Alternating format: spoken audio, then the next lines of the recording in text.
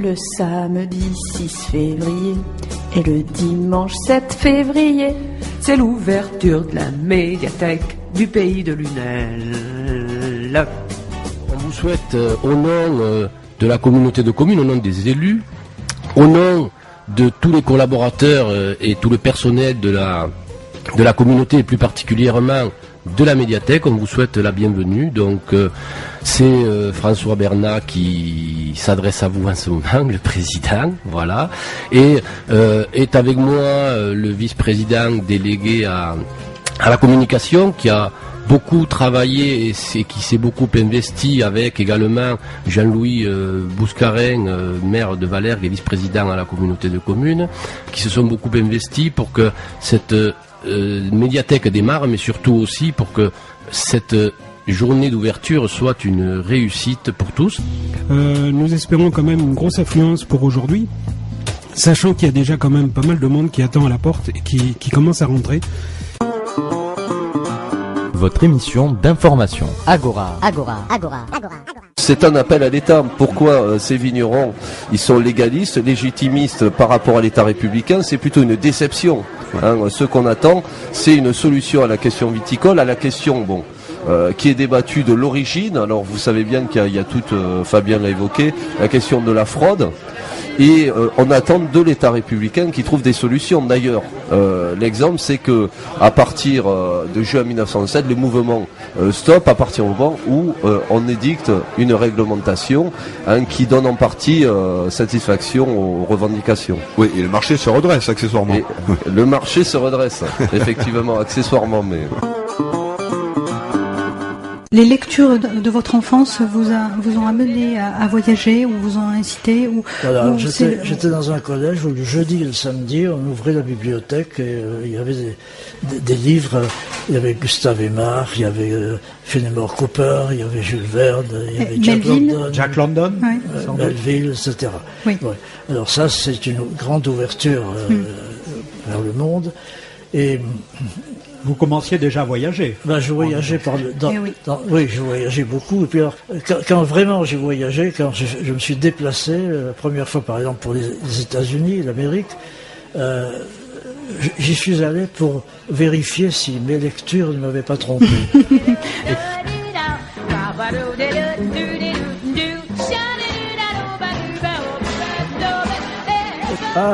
Oui, quand j'étais Vous étiez enfant, jeune, certes. Quand j'étais enfant, mais c'est quand même. J'étais avec une de mes tantes au Pérou, à Montpellier. Oui. Et à un moment donné, elle dit à une amie qui était là, elle dit tiens, voilà Valérie.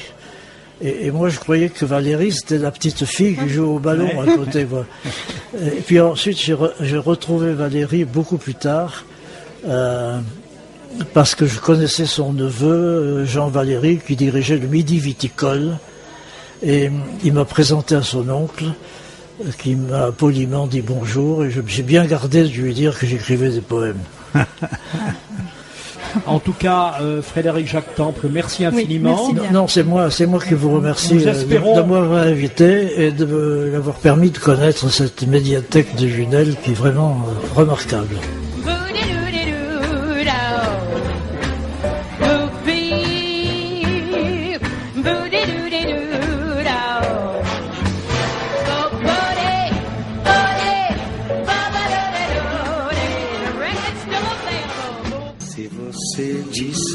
On va continuer toujours dans cette sélection ici de la médiathèque à Lunel, où nous sommes, je vous rappelle, en direct, toujours présents au deuxième niveau, ici, du côté des bandes dessinées adultes. Oui. Voilà. Et sachant, pour une petite anecdote, notre ami Thierry, il est adepte des mangas, lui. C'est un malade de manga, mais en plus de Cobra manga. Oui, tout à fait. Je suis un fan absolu de Terazawa et j'ai piqué tous les Cobras disponibles qui sont dans une superbe édition avec un coloriage numérique qui rend le modelé. Alors, Terazawa, juste une petite parenthèse, c'est un type qui dessine donc les aventures de Cobra. Cobra est un personnage qui a été inspiré par Jean-Paul Belmondo. Oui, c'est un fan de culture française. Et alors par contre, dans ces bandes dessinées, les filles sont jamais plus vêtues qu'un maillot de bain.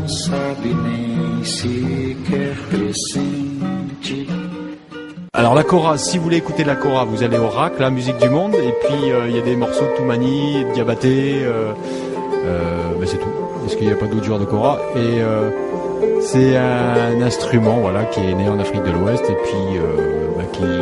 Dont tu es passionné. Voilà, dont je suis passionné, voilà, on va conclure comme ça.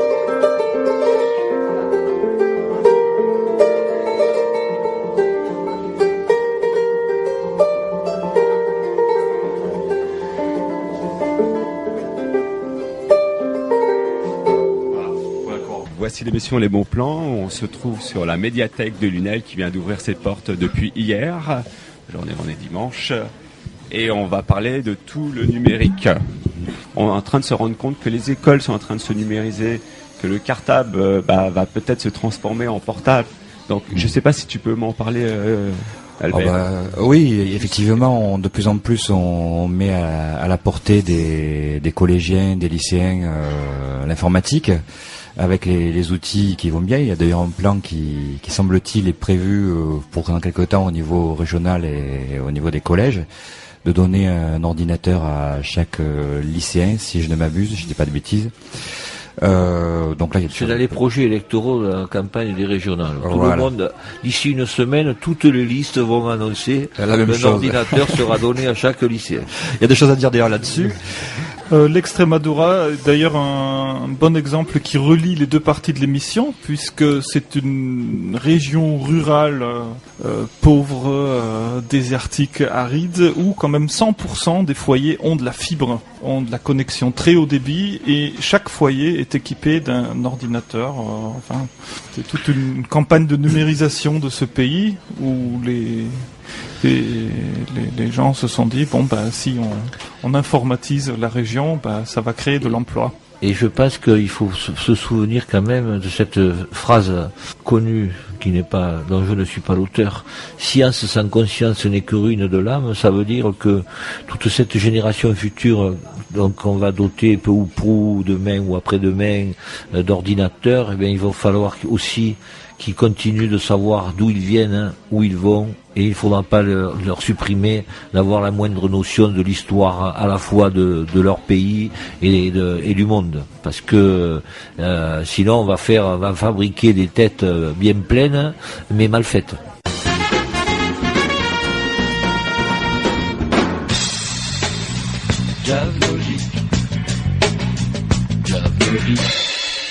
Vous êtes toujours sur radiopolisson.fr en direct de la médiathèque de la communauté de communes du pays de Lunel. Et c'était donc Paquito de Riviera, extrait d'un concert live. Voilà, un morceau bien ambiance. Et on va enchaîner d'ailleurs avec un morceau dans le même esprit, un peu qui fait du bien aux oreilles. Il s'agit de la chanteuse Cassandra McKinley. C'est un morceau qui s'appelle Till Tomorrow, extrait de l'album Pride and Joy. Et c'est de 2008, voilà.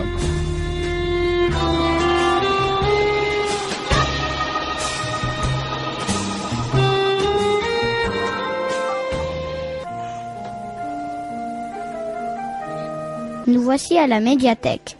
J'ai choisi un conte indien qui s'appelle L'oiseau qui faisait les tempêtes. C'est un conte micmac. L'oiseau qui faisait les tempêtes. Une famille d'Indiens vivait au bord de la mer. Il y avait les parents et leurs 2 fils, eux-mêmes pères de famille.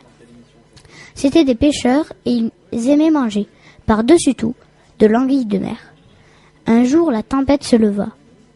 Le temps était trop mauvais pour sortir en mer. Plus de poissons. Le vent soufflait violemment, nuit et jour.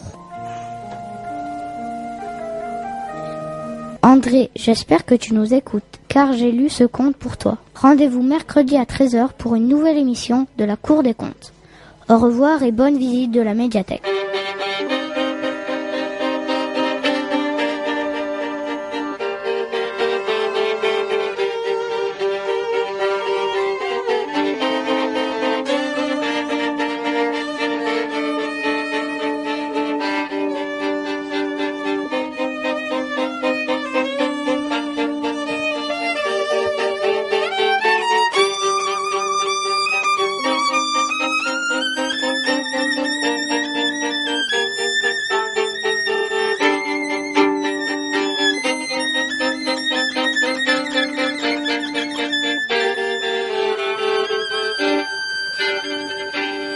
Voilà, hors l'antenne. Au revoir à tout le monde, à tous les usagers de la médiathèque et à tous nos auditeurs. Polisson, la web radio du pays du Lunel. La web radio du pays du Lunel.